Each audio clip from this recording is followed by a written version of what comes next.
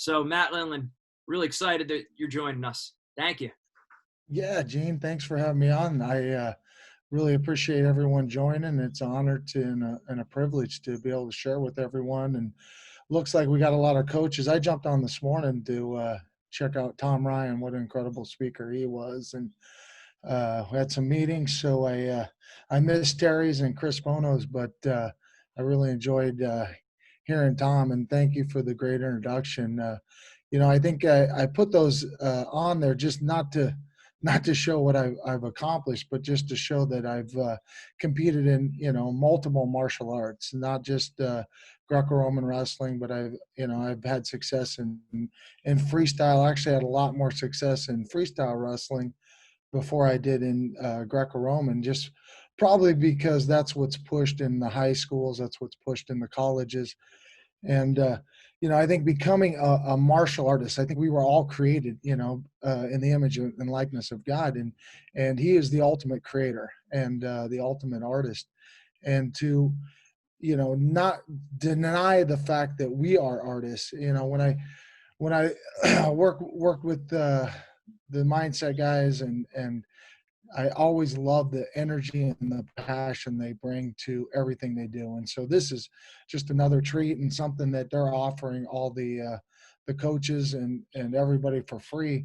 So I think this is very exciting to hear, ultimately hear all these great speakers. So it's a privilege to be one of the speakers. When I can't remember if it was Jake or Gene, one of them reached out to me and said, "Hey, I'd love to have you on here." I said, "Certainly, you guys have done a lot for our program. Be a privilege to do this." They said something like, "How about a topic of how Greco-Roman can help your folk style?"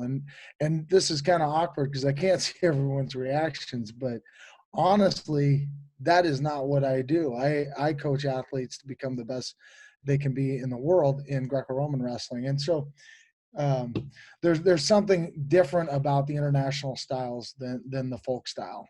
And so I chose a topic of how to become a more well-rounded martial artist, and Greco-Roman, the road less traveled, because there is a lot of people that don't travel down that Greco-Roman journey, and maybe they haven't been exposed to it. But I would encourage everyone to be exposed to as many of the martial arts as you can.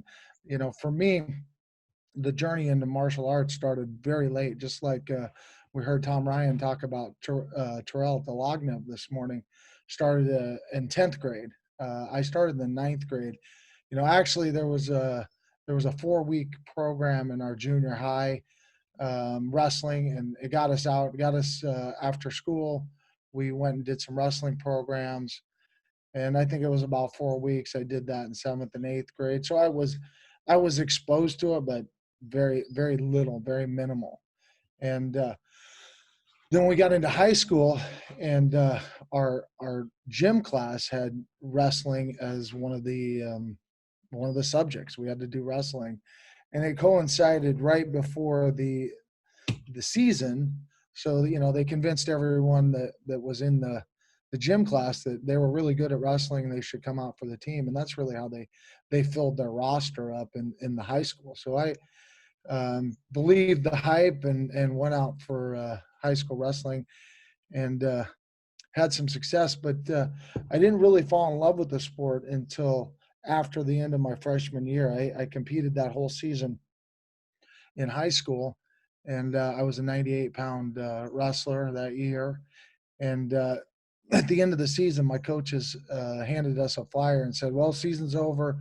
If you guys want to continue doing this, here's some information on the freestyle and Greco-Roman state tournament." And so I went to one of the assistant coaches and asked him, if he knew anything about that and how I could prepare. And he said he would help me, but he didn't help me very much, because when I got there, I went 0-8 in that weekend.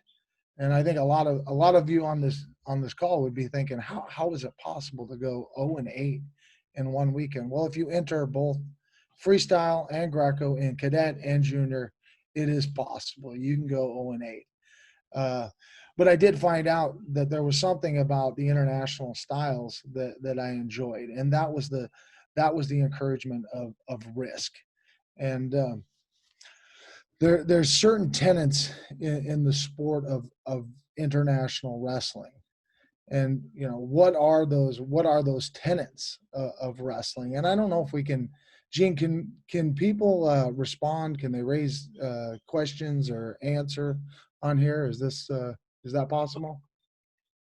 People can. We could have them write in the, I guess, in the the question answers or the chat section. I guess the chat Okay. section, if you're trying to be more interactive, maybe. Yeah, well, I mean, yeah, but I was just trying to be a little interactive. Maybe you can help me with that. I'm not exactly sure how to do that part of it. But You see the what chat? my You see my the chat? question to everyone is, do they know the tenets of international styles of wrestling? And I guess they could just write that in there.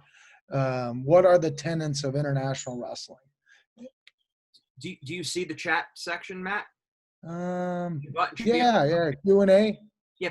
Well, no. There should be one that says chat, and if you click that, it'll pull up on the side. Or maybe if you click the three buttons where it says more, and Okay, then I see you it right here. scroll. Yeah, click I open, got it. and then it should be on the right.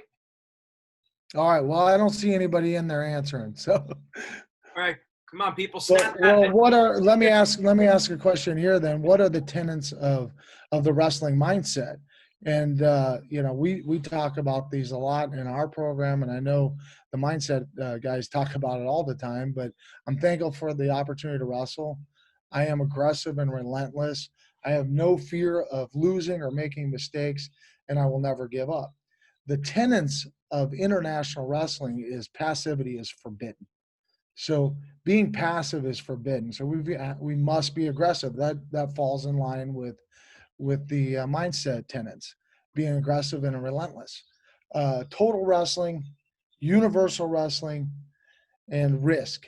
And the bigger the risk, the bigger the reward. And that's what really brought me to loving the sport of wrestling was competing in the international styles. So I don't have a lot of passion for the folk style. I appreciate the art and I love what they do, and I think it builds a lot of resiliency and toughness, and it help me, get a college education. I would have never have chosen to go to college if it wasn't for the opportunity to wrestle in college and to compete at one of the higher levels of wrestling, and that was college wrestling for me at that time. I wasn't at that level where I could jump into international wrestling, and so I didn't. I ended up going to a junior college, and out of that junior college, I was recruited. I won a national title there, and I was recruited to go on to become a college wrestler at the University of Nebraska. And my senior year, I had a pretty good season. I was 36-1 that year, and I also won the university age freestyle tournament that year, as well as my junior year of college. And so I knew that I was much more well suited for the international styles because of those things that we talked about. Why did I want to wrestle? Why did I love wrestling? I think a lot of it, stemmed from the idea of self-defense. I got into the sport. I was bullied in junior high and especially in high school. When I got into high school, being 98 pounds wasn't the most intimidating. So, I wanted to make friends. I wanted to be great at something. It was a warrior spirit, but honestly, I think it was about creating art. And when we talk about wrestling, I mean, uh, I don't know if the show of hands or you can put in the notes there in the chat, you know, is wrestling a martial art or is it a combat sport? Nobody in the chat. It's hard when I don't have interaction with you guys, but so I'm gonna pretend like you're. It's combat sport. It's both. It's both. It's a combat sport, martial art. So we got some guys on both sides. Both. It is both, and it is. But to me, it is a martial art. It's a form of martial art, and I think a lot of times we don't look at wrestling as a martial art. We look at it more as a combative sport. It's a combative sport, or it's a combative art. You know, Bruce Lee says to be a martial artist means to be an artist in life. Um, you know, the martial art comes from the god of war, from Rome, Mars. It's an inclination for war. It's a sport, yes. Uh, you know, is wrestling more pure than MMA?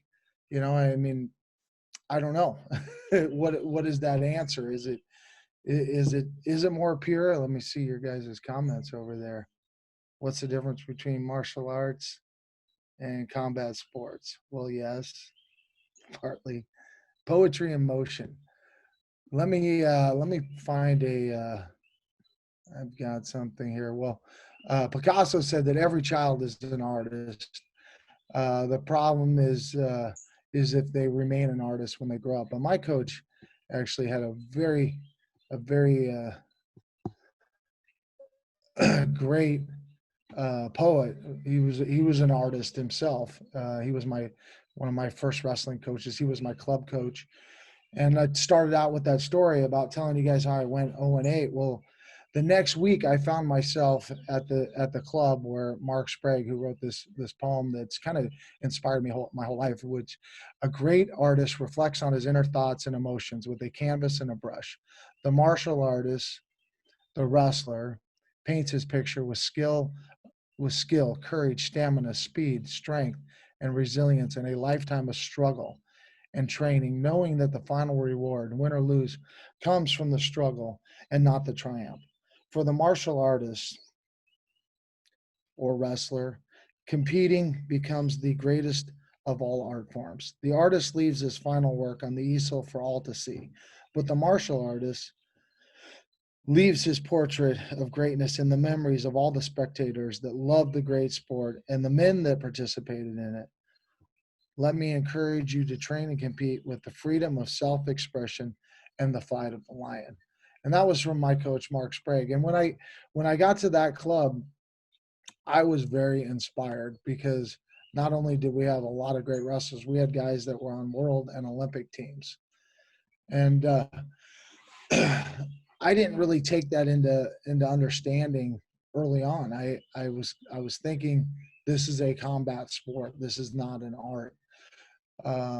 So if you want to be a great artist, though, you have to live an interesting life, because great art is fueled by the experiences of an interesting life. Marcus Aurelius wrote, "A blazing flame, and the brightness, is everything that's thrown into that, and it's all your experiences all the time, the wins, the losses, the ups, the downs, the training that goes into that."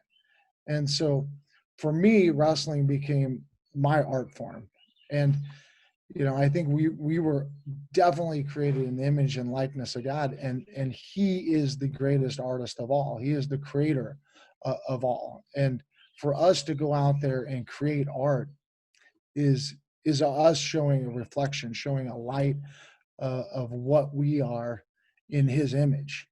And so, for me, the tenets of wrestling really show the kind of art that I love.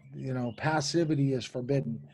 For me, one of my greatest, philosophies is go out and be bold and courageous and inspire others when you're doing that. So it's live a bold and courageous life, and there's nothing about being bold and courageous that has to do with passivity. And passivity is punished. It's punished pretty heavily in our sport, especially in Greco-Roman. 1 point in freestyle isn't really, a big penalty, but putting a guy down face down with his lines of defenses, your lines of defenses are hands, head, chest, hips, and you put those lines of defense facing the mat, and you allow the opponent to get on top and to start action with no lines of defenses. So for me, I think it's a really harsh punishment, as it should be, because we are not called to be passive. We're called to be bold and go out there and be bold, aggressive, especially in our sport. And total wrestling, I mean, what is total wrestling to somebody? That is, total wrestling is defines the dynamics of all out aspect. The wrestlers are expected to attack, counterattack, continuously during the fight. So it kind of goes along with that passivity, but also about creating that art and finding ways to get to there. Universal wrestling, which is another tenet of international wrestling, is an essential quality of total wrestling. It calls for the development of new techniques and the use of a wide variety of actions and holds. This is creating art. To deny our creativity is to deny our human nature, guys. So understand that we are developing artists, and that these artists are created in the image of God. So our job in life is to shape ourselves into some ideal we imagine. So we need to find out who we are inside. So the most important thing about creating art is it's about you. It's about who you are, and not somebody else. It's too many times when I get athletes that come into my program and they start it, they feel like, I feel like they are trained, and training's great, and we should train guys in principles, and we should train them in fundamentals, stance, motion, the 7 basic skills: stance, motion, elevation, penetration, lift, back step, back arch. We should get their stance and their fundamentals in place, but we need to encourage our athletes to go out and take those risks. On the other side of fear, there's growth. And without allowing your athletes to experiment and fail and struggle, and we all know the value of struggle. We all know that that's part of, we call it the grind, and I don't like to use that word. I don't like to talk about wrestling as a grind. I like to talk about it as love, like going out there and doing something I love to do. But on the other side of fear, there's growth. And so take action and face those fears and lead a bold and courageous life, do amazing things and inspire others. And that's kind of always been my philosophy. Well, it's been my philosophy since I developed it, and maybe that happened more as an adult, maybe sometime in my college years. I love to take risks. I love to, I mean, for me, kayaking, if maybe, and whitewater rafting, if I found that before wrestling, maybe that would have become my passion. It certainly became my passion after I spent years in the sport of wrestling. So I developed a lot of those philosophies and thoughts throughout my years of wrestling. And Gene, this is really hard without any feedback. So if you're hearing me, I'm hearing I feel like I'm just talking to a screen. No. It's great. And I was actually going to ask you to touch on that about kayaking, how little known fact that I didn't know anyway before the last time we spoke, that you were actually ranked in the country in kayaking. Actually, it was in whitewater racing in a rubber boat with a team. I took up kayaking. To me, I love the analogy of whitewater rafting as how to get a team down the river. And we've done some training with my athletes in Colorado Springs. We went over. I met with some SF guys at the WCAP is part of the Army program. It's the World Class Athlete Program. For some of the coaches that maybe don't understand, Greco-Roman has a huge advantage, and probably one of the only advantages to our sport is we have a lot of military support. Some of our best athletes come from the armed forces. The Army and the Marines both sponsor programs and pour a lot of support and finances into those programs. And so I've had opportunities to go over and train the SF guys, the Special Forces 10th group right there in Colorado Springs. They train in the same base, Fort Carson, where the WCAP athletes train. And so I've made some relationships over there, and I found out, there's a pool, and these guys don't even know what's all on their base. I mean, they got access to so much amazing stuff. I mean, if I was a coach and I was training an athlete now that's in high school, I would definitely push them towards one of the armed forces, the Marines or the Army. Air Force does have a world-class athlete program. We had guys like Alex Mossing on there, Brandon Mueller. We have some guys come out of there, and they have a great RTC that trains alongside our program in Colorado Springs. And Coach Barber is an incredible kayaker, and I've gotten an opportunity to start kayaking with him. But I started out, well, in high school, I actually was right out of high school. I started guiding a little bit on some class 3 rivers on the eastern side of Oregon over in the Deschutes, if anybody knows where that is. But, it's some class 3 whitewater and stuff. And so when I came back to Oregon and started my mixed martial arts career after the Olympic Games, I met some guys that raced for the Oregon rafting team. And they asked me if they could use my gym in the off hours to prepare in the off season for their whitewater competition. And I kind of just thought this was like a local yokels, some kind of fun group. And I saw them training. They were training hard. They were doing cross trainings type of activities, which we also use as training modalities in our martial arts school here in Portland, Oregon, which is Team Quest. If anybody's interested in looking that up, it's just tqmma.com for Team Quest mixed martial arts. But they came into my gym and were asking about using our facilities in the off times while we weren't using it. I have 3 different rooms. I have a big room up front, and I have a big fitness area where we have tons of suples training. Suples is pretty much our training modality, and it's kind of like the mindset guys. I love them. They support wrestling. They give back to wrestling. Yvonne is the same way. He supports our program. He gives back to the sport in general.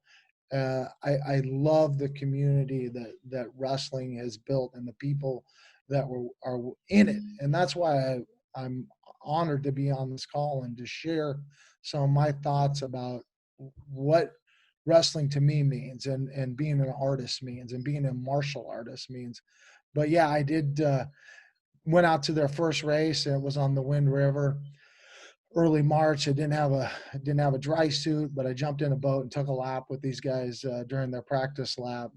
The next week they recruited me to race down in southern Oregon on the Klamath River down near Grants Pass. And I won my first race. It was an R2 race. When we talk about R2, it's raft, 2 person, R4, R6. And so those are the different modalities we train in. And there's sprints, there's long distance, we call it downriver, and then there's slalom, which is going down upriver and downriver gates. And so I fell in love with that, and that became a passion of mine. And when the rivers started getting a little lower, that's when I took up kayaking. But yeah, we competed. I was on the national team for three of the 6 years that we competed. And when I got out to Colorado Springs, the guys that were on the world team actually asked me to come out and start training with them sometimes. So that's been a real honor and a privilege as well, to get to train with some of the best guys in the country. But getting back to my topic, which is creating art, and to deny our creative nature is to choose would be irresponsible, because we are created in that image. And fear is that shadow of creativity. When we choose to create art, we bring light to those fears. And facing fears, especially in wrestling and martial arts, there's so much fear of losing, fear of looking stupid, fear of getting hurt. I mean, all those things that go along with the activities that we choose. Creating art, though, is inherently a courageous act, and to make our lives creative is to marry ourselves with risk and to failure and to struggle and all that goes along with taking risks. And to be creative, we were born to be creative. And if coaches want to create a world, a better world, we need to unleash the creative potential inside of each of our students to create the beauty that is true. 1 John, he talked about, and I think it was like 4:8 or 4:18, something like that. Uh, Perfect love drives out fear. And to love what we do, I love kayaking, I love whitewater, but I love wrestling too. It is a passion of mine, and there's an order to creating art. We have to dream, we have to imagine, we have to vision what that looks like. And I was so blessed to be in an environment where I could see guys that were came before me in my room, not just at the big tournaments. There was guys in my room. Anthony Motto was Olympian. Travis West was Olympian. Mark Fuller was a tiny guy, so I got to train with Mark Fuller. He was on 3 Olympic teams. And dream, risk, and create. We create. We cannot create without risk. We have to embrace that risks, and that is what drives me to wrestling. It was the risk of winning, the risk of looking like a fool, and not taking those risks for me would have been not to be myself. Um, and so it's hard for me to watch when I get these athletes that come in and they follow the rules. They follow all the rules. There are principles. There are fundamentals that we need to follow. But I hate it when it's like it's almost like paint by colors. The number, oh, paint blue here, paint red there, and all of a sudden your trees are green and the trunks are brown, and you can see I'm out here in the Northwest, and I got all kinds of nature around me. You're probably hearing the birds and the bees uh, going on. But it's to create is to be human. To create is to fill our divine intention, and to create is to reflect the image of God. To create art, and that's what I love to do. And my art is martial arts. To create art is literally an act of worship for me. Because to deny that God created me in his image and his likeness, and knowing that he's a creator of the entire universe. And I spend most of my time in nature. And when I don't get that opportunity to be in nature or to be on the mats, I literally start to go a little nutty. And so it's been pretty hard for me to be away from the mats as we are right now doing these Zoom calls. I call it Zoom fatigue.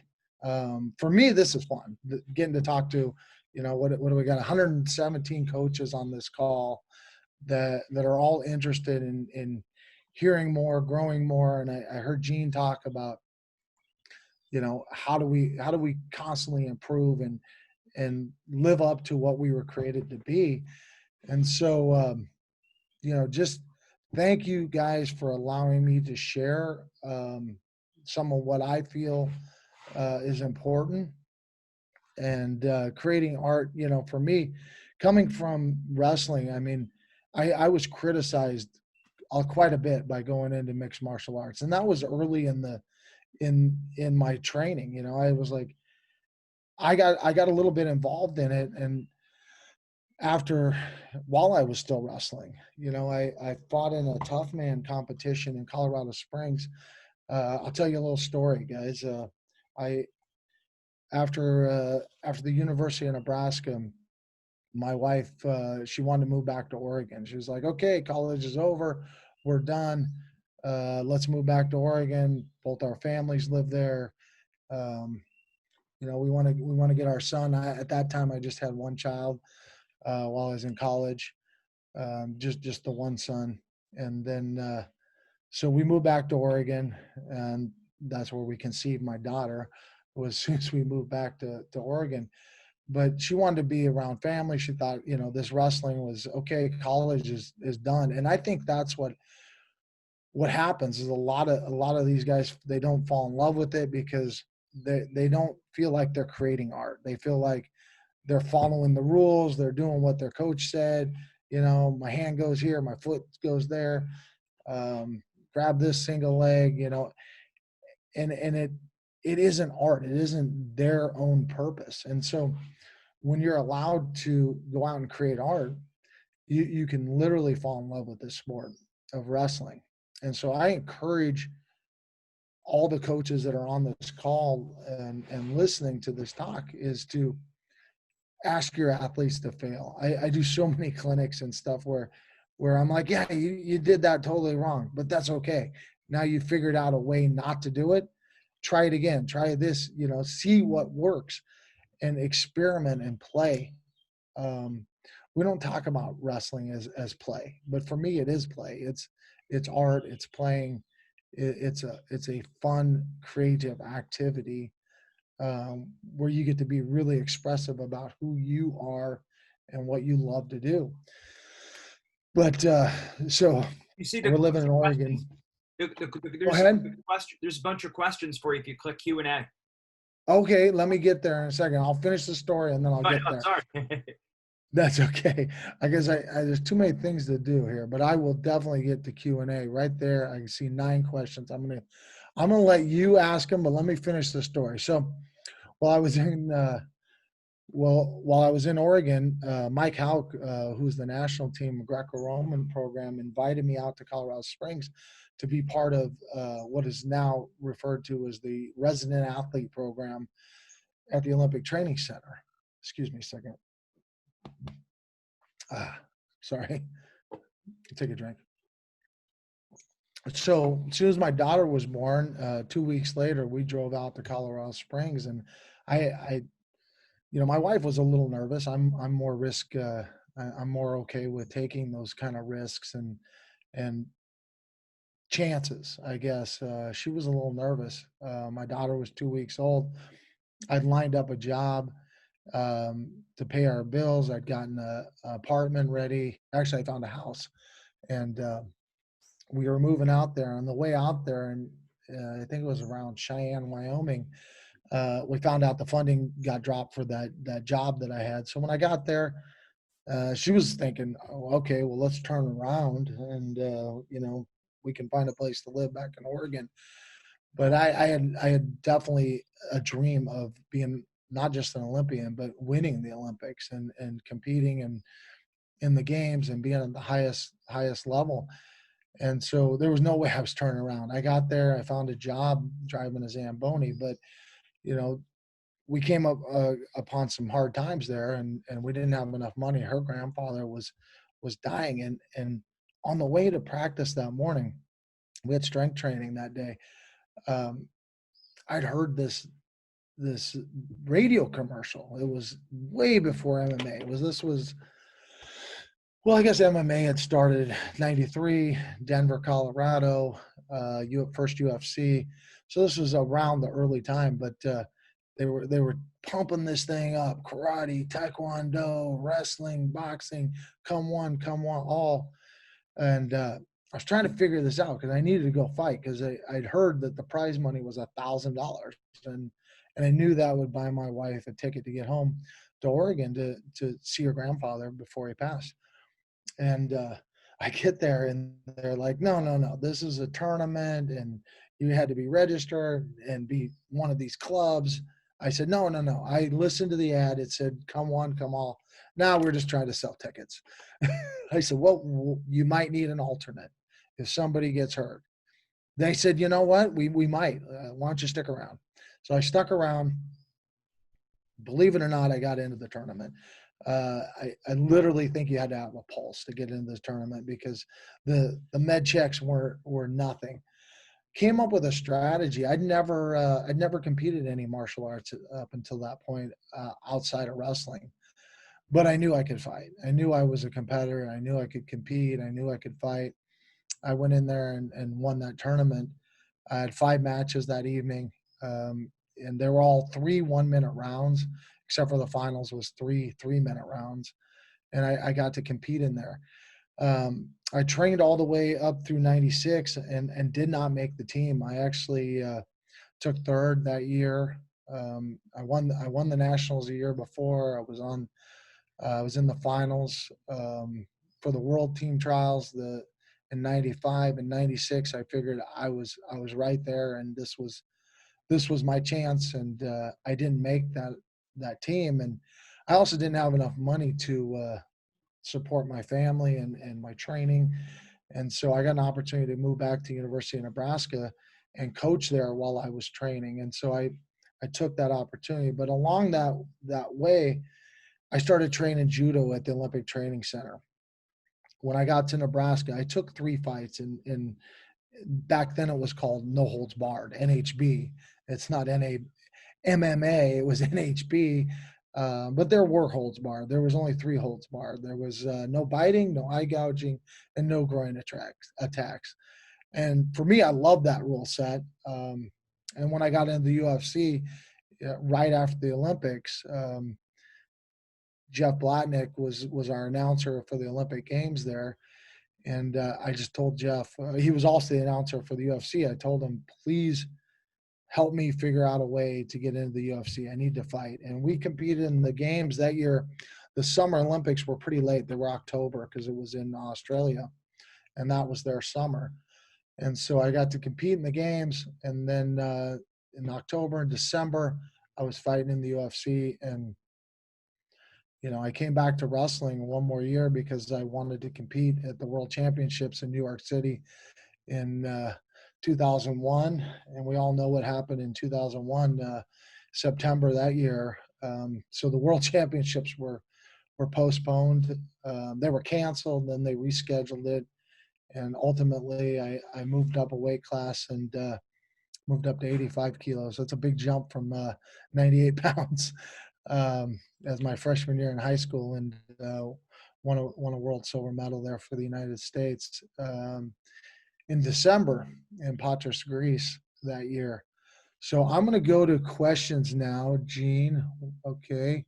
Come back on. I actually like it when your face is on there because at least it looks like I'm talking to somebody. Yes. even if it's just you, brother. No problem.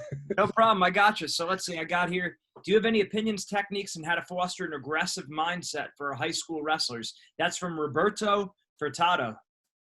All right. Foster.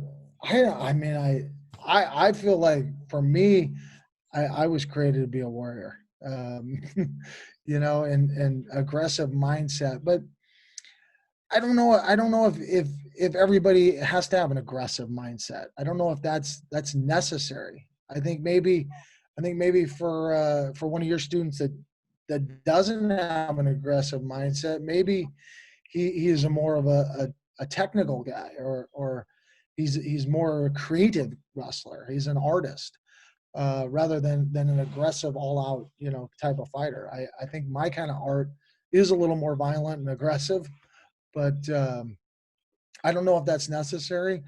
But I think just getting him to fall in love with the sport would be the first thing that would make him a better wrestler. And I don't know about the aggressive mindset. I don't know if we have to have that aggressive mindset. I think there's so many ways to approach the sport. So. Next you got question. another one? Steve, yep. Gene, you got another one? Yep. Stephen Mack. He says, did you, Coach Lindland, have a role in getting women's wrestling at NMU? Do you know if there's a plan to bring on a men's collegiate team? Oh, it's a great question. No, I did not necessarily have a part in that, but I may have inspired it because one of the biggest struggles for Greco-Roman in the United States is it's not our first sport like it is in most nations. A lot of nations, you go to Serbia, you go to Croatia, you go to Hungary, Sweden, Denmark, Finland, all these nations that are really, really good in Greco-Roman, they don't do freestyle. They don't do it, but they started doing women's freestyle for the gender equity and to get more women involved in the sport. And so I was getting a lot of pushback budgetary wise at USA Wrestling. We're spending a lot of money. This program was created. Steve Frazier was the national coach.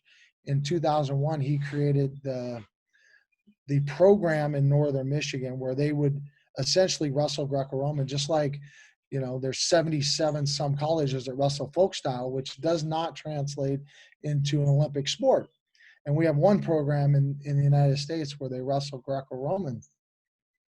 And we weren't getting a ton of results. We had Harry Lester come out of there, Andy Bisick came out of there, Adam Wheeler came out of there. We've had some success, but the thought was we could have more success somewhere else. And I just felt like this is going to crush our base. The guys that do love Greco and are training their athletes to be Greco-Roman wrestlers don't have a place to send their athletes. And right now we have a pretty good place to send athletes, and especially when you're sending an athlete up there to work with a guy like Andy Bisick, who is just an incredible human being. Somebody I would want my son or daughter to wrestle for would be somebody like Andy Bisick, somebody that's a man of character. And so getting Andy up there and then finding out, we got to start figuring out how we're going to cut that budget. So I went up there and made a couple trips to northern Michigan and basically just said, the model that we see why all these D2, D3, and the IA schools are starting is to bring money into the program. Well, we have 50 athletes that are training and competing there, going to school, paying tuition, paying books, paying fees, parking. I don't know the exact numbers, but I know it's about $1 million that school would lose if Greco-Roman went away from them. So what I did was I asked them to cover most of that budget. We were spending about $200,000 a year there. Now we're going to spend $30,000 a year, and we're going to cover the coaches' travel, and they're going to cover all the other expenses for us. And they kind of looked at that and said, well, you know what, we probably should start, women's wrestling here as well. And so I think that was more the idea of that, guys. So for us, I think it was a win-win. We have to create those win-win scenarios. You're going to get more revenue for your school, your program. And if you drop wrestling and you don't want to help us fund that, you're going to be losing that kind of revenue coming in. So that was kind of the answer of that one. What was some other ones, Gene? All right. We got from Curtis Urbina, as we are getting more kids and girls involved in folk style, what type of mindset should we look for in our youth wrestlers that might indicate they might enjoy Greco? Probably maybe wrestling. Guys that are courageous and brave. Guys that are brave and courageous.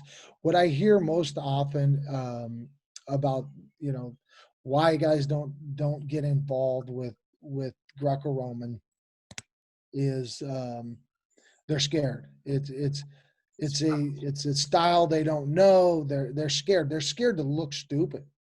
Really, look at me. I was a state champion in folk style, and I'm going to have to start over in this new style, this new art.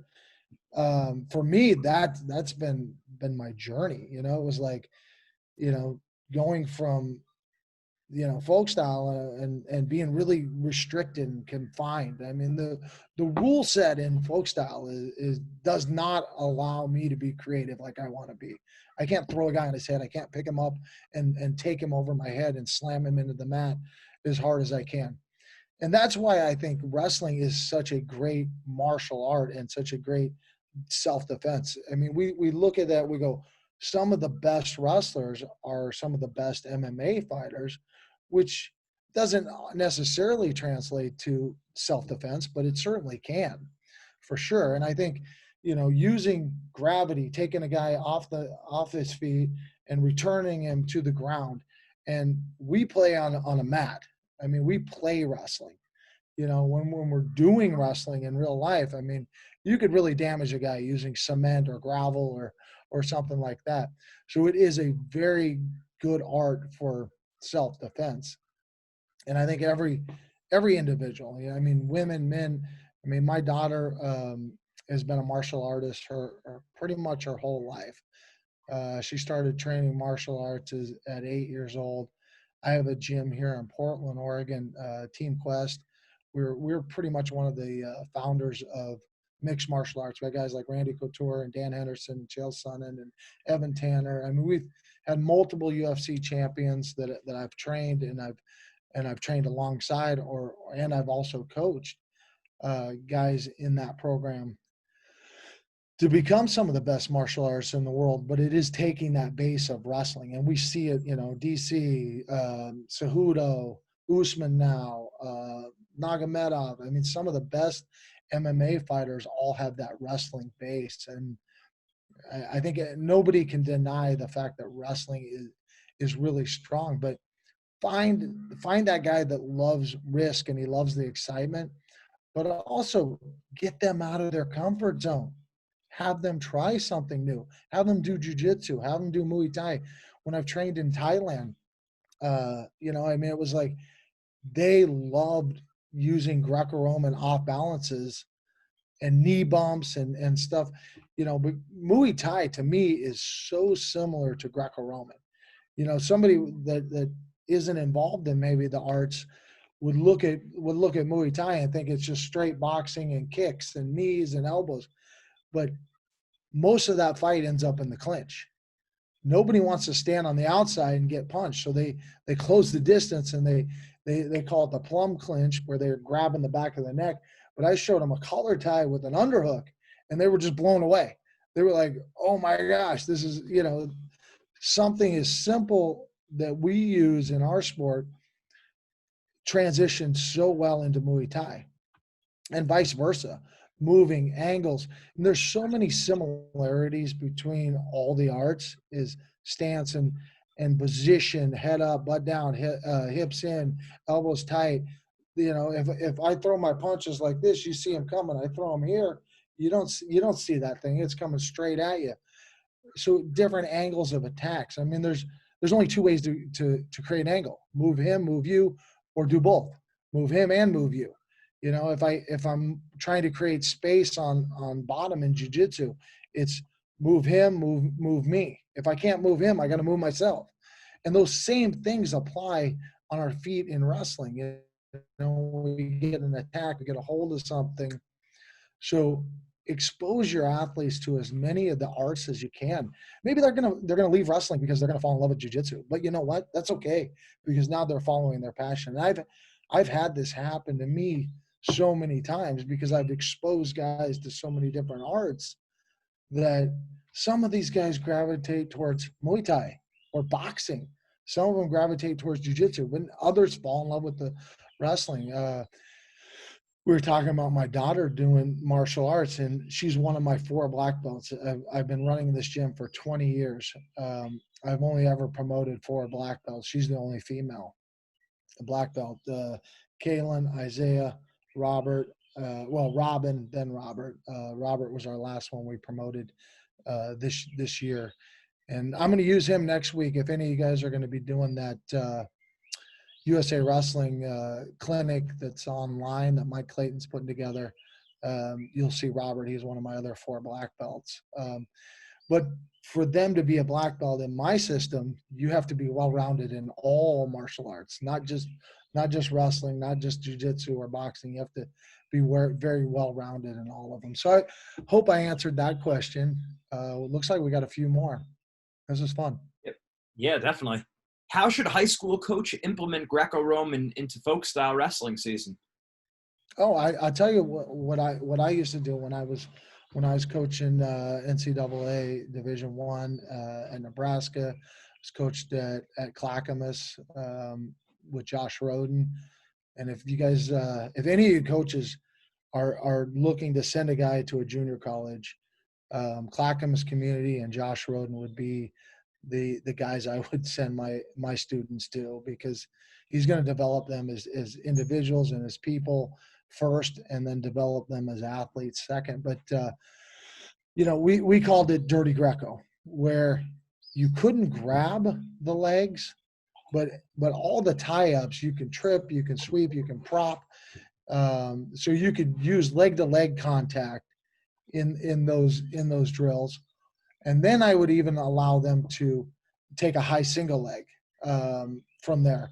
But I wouldn't allow that from separation. They had to be within the pommel or the fight or the hand fight, from an underhook, from a 2-on-1.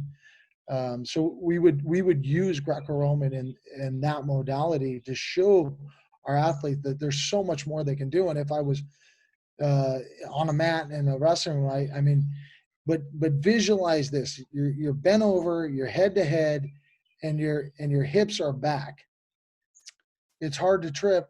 It's hard to foot sweep. It's hard to foot prop, but as soon as you start getting your body in closer and you're chest to chest instead of head to head, now your legs become another tool, another weapon that you can use. And so you're leaving, without training Greco, you're leaving a lot of those tools on the table. You're not even dipping into that toolbox. And so those are some of the things that I would definitely do to get my athletes. But how many times do you hear, don't tie up with that guy, he can throw? And so they stay away. And then that same coach is yelling, you got to put him on his back to win. And it's like, well, those things don't go hand to hand. You can't be afraid. You've got to experiment. You've got to play. You've got to create that art. And that was kind of what I was talking about originally, was letting your athletes fail, giving them courage, encouraging them. Literally, when you encourage someone as coaches, you are pouring courage into them. You are dumping courage into your students by encouraging them, and encourage them to play in all those areas. Maybe not in the competition time when you're trying to win and all those things are on the line, but certainly in the room. And so that could help you with some of your folk style training as well. Absolutely. I remember being at Fargo, the training camp up to Fargo, Team New Jersey, back in 2001 over at Blair Academy. And I was training with Mark Perry, and we were the same weight class at the time. And he said, the assistant coach, Solomon Fleckman, who eventually became the head coach of Blair, showing some kind of upper body situation. And Mark Perry asked him, he said, well, what do I do if I'm in that position against Harry Lester? And great Greco guy. And basically he said, and he was like, well, maybe you're in the wrong sport if you're worried about that. And I remember thinking, wow, he's telling Mark Perry he might be in the wrong sport. He's John Smith's nephew. Maybe I'm in the wrong sport. But you're right. It's that it comes down to a lot of times fear. We don't want to be. That's why what keeps a lot of people from Greco and being able to embrace risk. That's a lesson for wrestling, for your school, for your entire life. Business. Forget about being a business success without any kind of risk. It's true. Got some more? I got a quick one for you, Matt. At what age would you first get a kid into Greco? What age would you start implementing some Greco-Roman training? I got a 4-year-old son. Is he too young? I think it varies for everybody.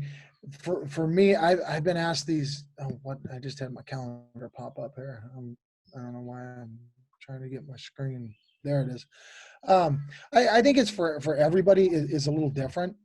I think play is critical.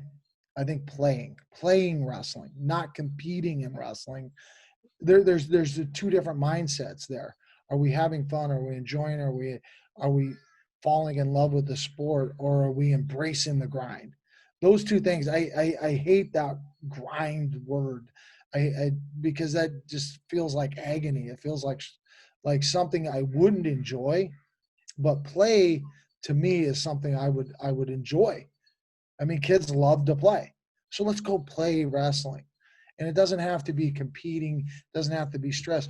I'm telling you, if you look at anything in the animal kingdom, they don't bend over, lower their level, penetrate, step. They lock up and they wrestle. And it is all upper body. So my encouragement would be to start with Greco. And let them play and have fun and enjoy the sport. Did that answer you? Oh yeah. How about my 3-year-old? I'm just kidding. That was good. That answered the question. Thank you. You bet. All right. Gene, you got some more? Don Delphin asks, Matt, in times like this with COVID restrictions, what would you suggest in order to keep high school teams motivated in types of workouts and activities that would be a benefit within the spirit of wrestling as an art form and having well-rounded kids? Boy, COVID has been a tough time for all of us. I'm having a hard time staying motivated. I'm telling you, just being honest here. This is actually Getting our daily motivation text messages, right? I follow you. I follow you on LinkedIn.